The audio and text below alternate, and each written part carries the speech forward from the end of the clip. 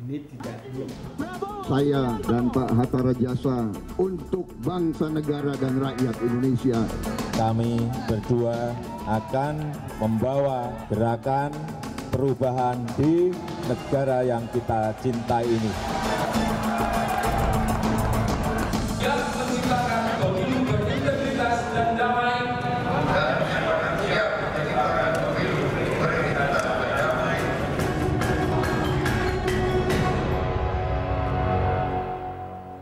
Halo, apa kabar pemirsa dari Studio 1 Berita 1 Jakarta. Saya Fitri Megantara mengundang Anda bergabung bersama kami dalam live event Menuju Istana.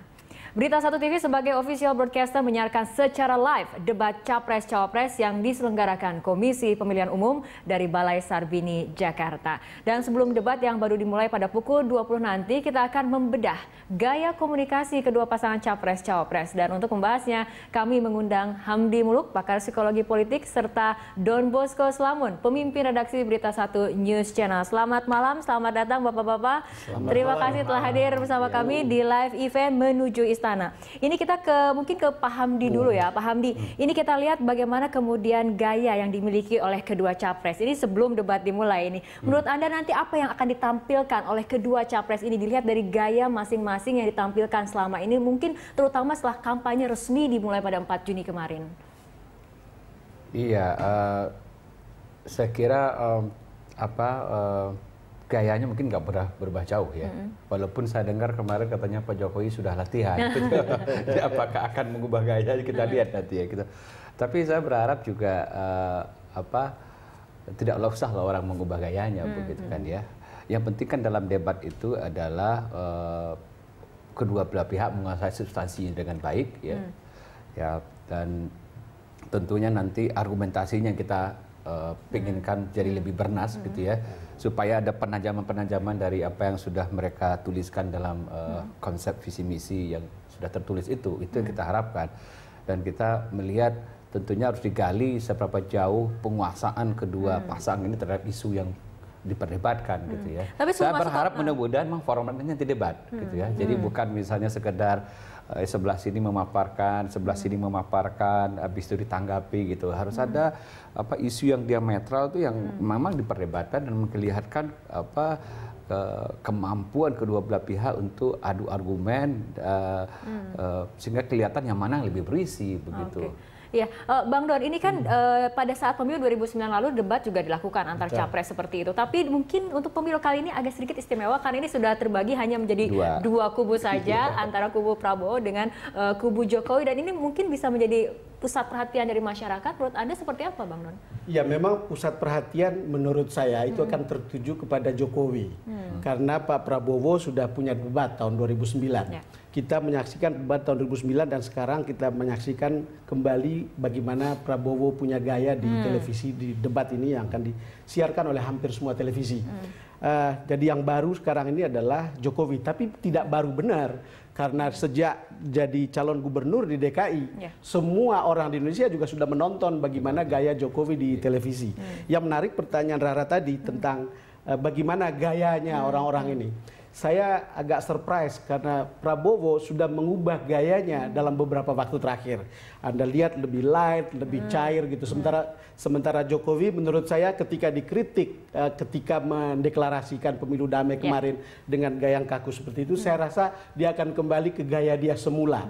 Itu mungkin gaya yang lebih otentik seperti yang dikenal oleh umum selama ini, apa adanya begitu. Jadi menurut pengamatan Bang Don, sebetulnya selama ini ada sedikit pergeseran gaya ketika mungkin Prabowo dikenal dengan gayanya yang kaku, tapi kemudian sudah mulai light. Sementara Jokowi juga dikritik, tapi kemudian juga sudah mulai berubah gaya seperti itu. Iya, Rara. Kenapa orang mengatakan persepsi tentang Prabowo itu tegas? Itu karena gayanya yang militeristik gitu ya, stylenya ya.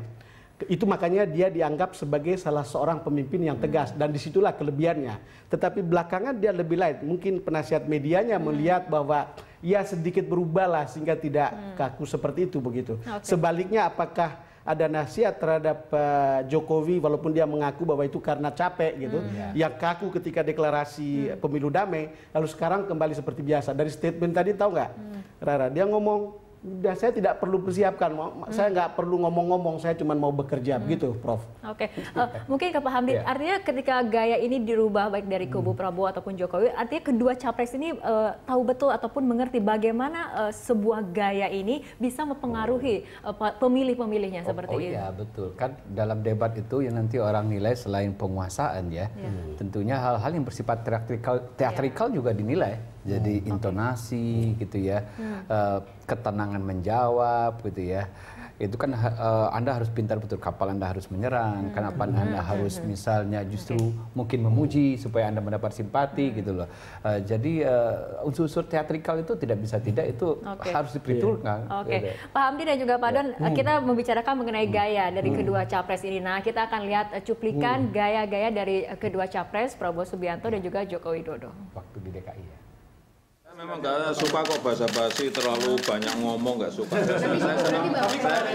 Saya senang kerja aja. Saya kerja. Kalau saya suruh ngomong muter-muter saya juga nggak bisa. Saya straight aja. Pak, berapa jam Pak latihan? Latihan apa? Ngomong aja pakai latihan. Berapa jam Ngomong kalau bagi latihan ngomong. Tidak terlalu khusus kalau dikatakan, tapi tentu kita mempersiapkan diri dengan baik karena ini suatu debat yang penting. Jadi saya tidak menganggap ini tidak mempersiapkan diri dengan baik. Kami mempersiapkan diri dengan baik untuk ini. Ya, Dila, kembali kami lanjutkan. Pak Hamdi langsung saja mengomentari, mungkin dari Jokowi dulu ya, bagaimana ketika dia mengatakan nggak suka terlalu banyak ngomong, kenapa ngomong kemudian mesti harus ada latihan. Muter-muter gitu loh, ngomong muter-muter nggak. Iya, tapi kan bahwa tetap dia harus berhebat nanti kan, ya, tetap harus dia berhebat. Dan saya kira beliau juga tidak senaif yang tadi kita lihat itu gitu loh. Pasti beliau juga mempersiapkan. Tentunya kemarin ya, kritik banyak orang bahwa itu bukan diri Pak Jokowi yang sesungguhnya, itu betul-betul didengar oleh timnya, saya kira gitu ya. Mungkin bayang saya nanti dia akan lebih rileks pasti. Ya kalaupun persiapan itu biasanya adalah persiapan konten sih biasanya gitu. Jadi misalnya kalau kita visi misi seperti ini, kita program kita seperti ini, rinciannya mungkin akan diserang, apakah ini tidak realistis. Kalau nanti diserang lawan, bagaimana kita? Begitu juga mereka juga membaca kan visi misi dari sebelah gitu, dari mana kita bisa serang begitu loh. Lebih karena ini sebenarnya pada hakikatnya debat ini kan intinya adalah adu argumen sebenarnya, adu argumen untuk meyakinkan ya pemilih bahwa saya adalah orang yang paling tepat memimpin Republik ini karena saya menguasai masalah ini dengan baik gitu ya. Anda tanya apa saja saya bisa jawab. Itu sebenarnya intinya. Bang Don, tanggapannya? Iya, menarik Prof. Hamdi tadi ngomong bahwa ini teatrikal. Sebetulnya di dalam ideologi dari sebuah debat itu konflik create drama. Jadi ini konflik sebetulnya secara dua orang ini adalah orang yang secara teatrikal itu berbeda peran, lalu kemudian ada konflik, itu dasarnya itu create drama. Makanya orang tunggu. Yang menjadi concern saya adalah apakah ada drama di dalam debat kali ini atau tidak gitu. Karena kalau lihat rundown-nya seperti yang sudah dikasih tahu oleh teman-teman di dalam rapat dengan KPU, saya sendiri tidak yakin. Tetapi kita tetap berharap mereka harus bisa menjual dirinya semenarik mungkin untuk kemudian bisa menjadi referensi pilihan publik. Semua sudah dikenal, tetapi saya kira ini adalah momentum yang muncul di televisi dan di semua televisi yang ditonton oleh puluhan juta orang, yang menurut saya mereka harus tahu betul persiapannya harus lebih baik. Dan Rara tahu di TV itu no second chance. Jadi cuma sekali dan dia harus bisa siap betul. Gitu. Salah ucap sekali nggak bisa ralat. Itu betul. Betul. Gitu, Ya, sebelum kita lanjutkan perbincangan, kita simak tayangan berikut ini terlebih dahulu.